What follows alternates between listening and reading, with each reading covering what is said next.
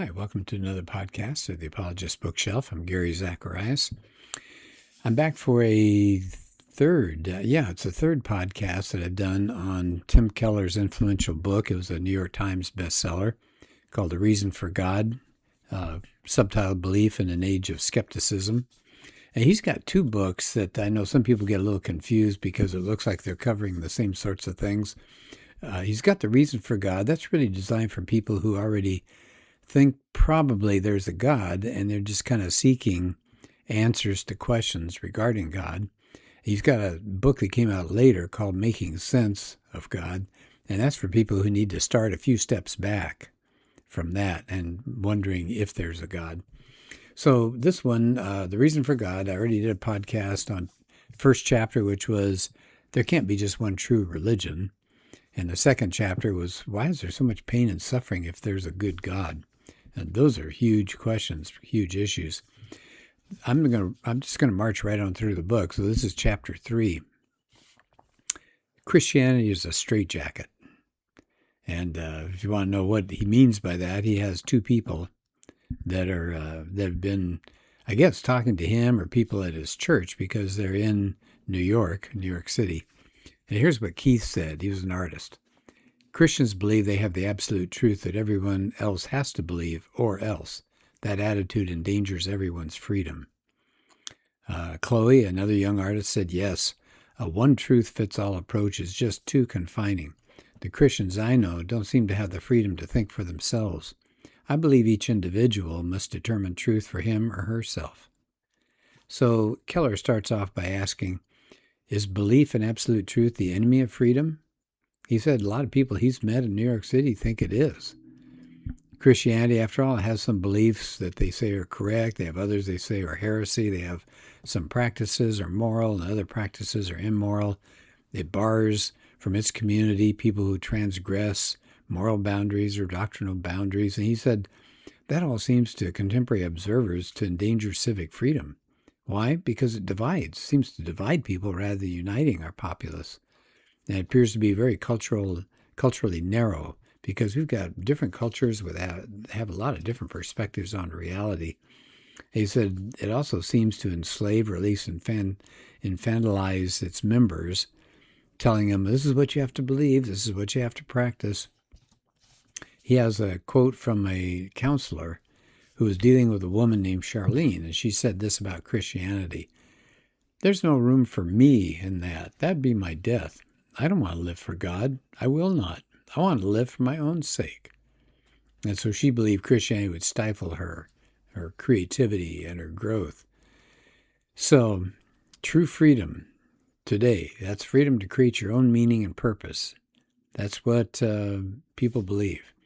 And he says Christianity looks like an enemy of social cohesion and cultural adaptability and even authentic personhood. But, and this is where he's going to push back on that, he said, this objection is based on mistakes about the nature of truth, community, Christianity, and even liberty. So keep those four things in mind. That's what we're going to walk through in this podcast.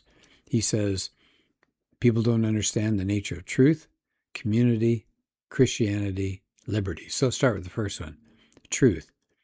He said, people are saying, if you make a truth claim, that's just a power play. But he said, well, wait a minute.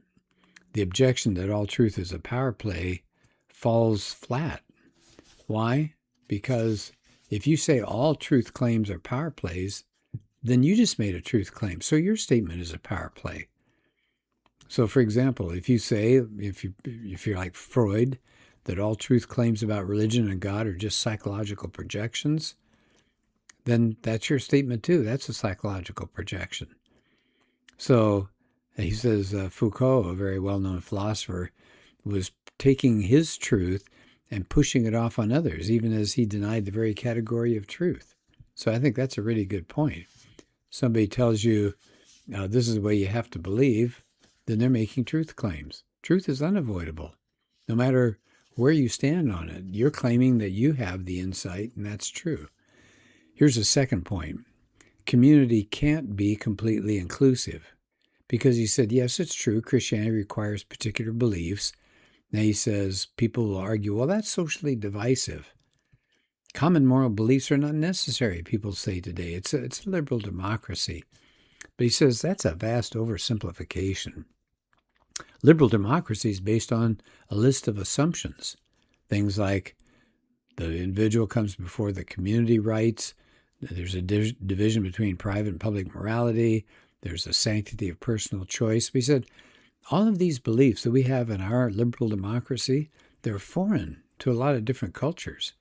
A liberal democracy is based on a shared set of very particular beliefs that people may or may not agree with.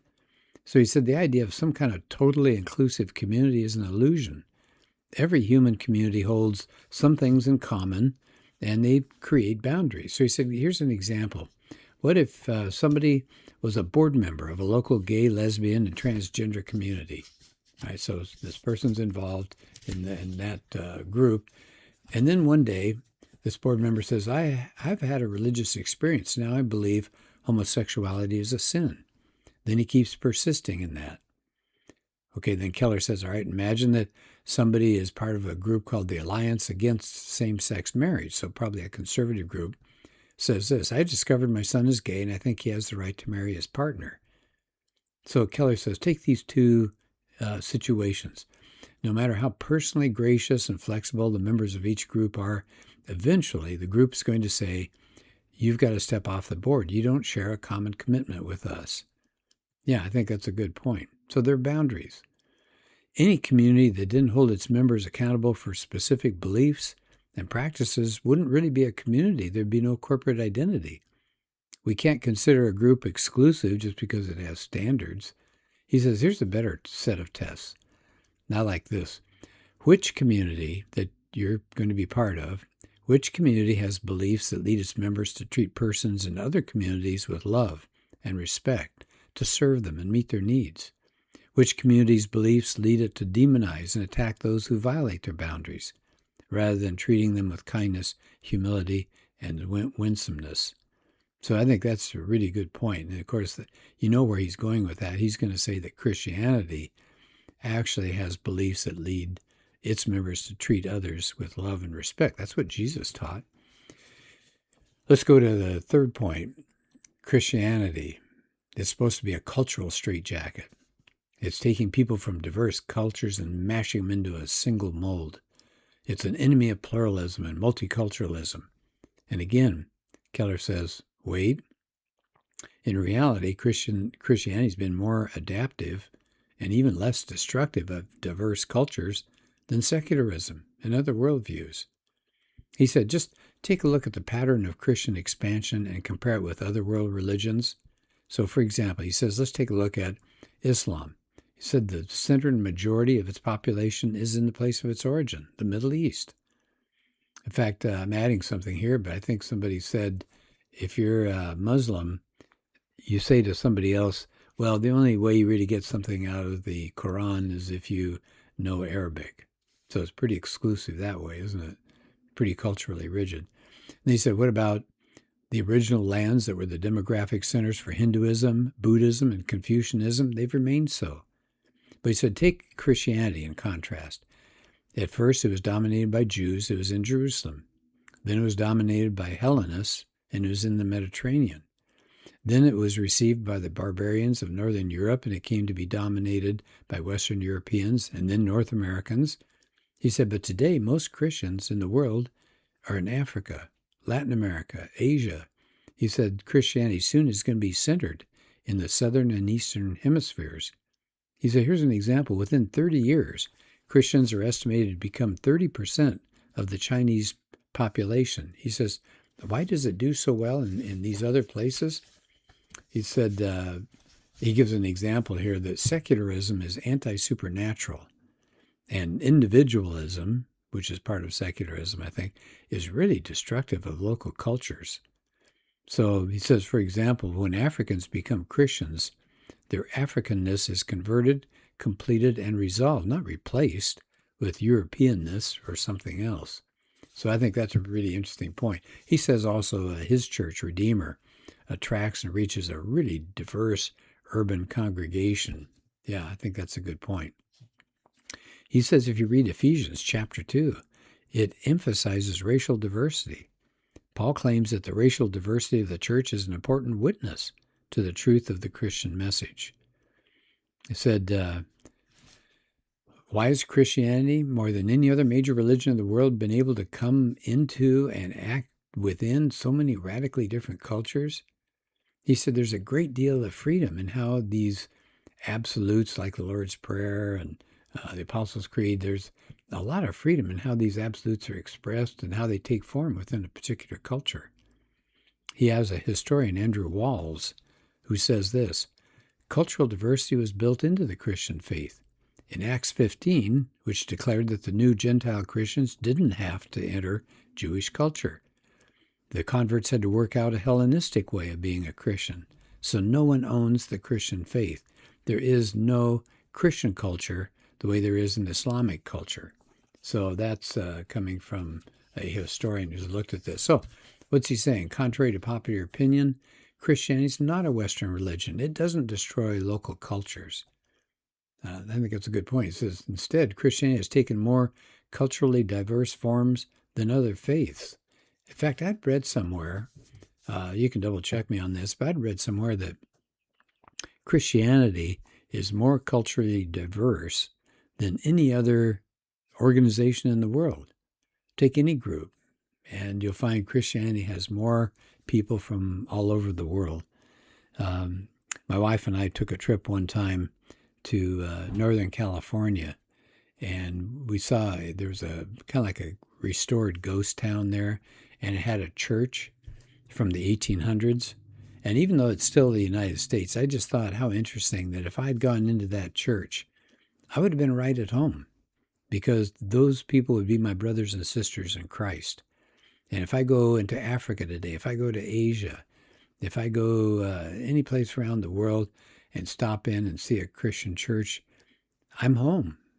I don't necessarily speak their language, but they're my brothers and sisters in Christ. And we don't see that in other religions. Okay, here's his last point. Now, we've covered 3 of his 4 points. So remember, he's saying Christianity looks like it's a problem, but he said those are mistakes. People don't understand the nature of truth. We covered that. Community, we covered that. Christianity itself being diverse, we covered that. Here's the last point: liberty. So he said Christianity is supposed to be a limit to your personal growth and potential. It constrains our freedom. You don't get to choose everything you want to do. He says Immanuel Kant said an enlightened human being is one who trusts in his or her own power of thinking rather than authority or tradition. So he said this is a big deal in our culture these days. Freedom to determine our own moral standards. That's supposed to be a necessity for being fully human. But he said this is oversimplified. He says freedom can't be defined in strictly negative terms, like the absence of confinement. He said in many cases, confinement and constraint is actually a means to liberation. So here's his example. If you have musical aptitude, you may give yourself to practice on the piano for years. Well, that's a restriction, isn't it? That's a limit on your freedom. I mean, there are a lot of other things you won't have time to do because you're invested in this practice. But he says if you have the talent, that limitation and that discipline is going to unleash your ability that otherwise would go untapped. So what'd you do? You lost your freedom to engage in some things so that you could release yourself to a richer kind of freedom to accomplish other things. So that's really, really a good point.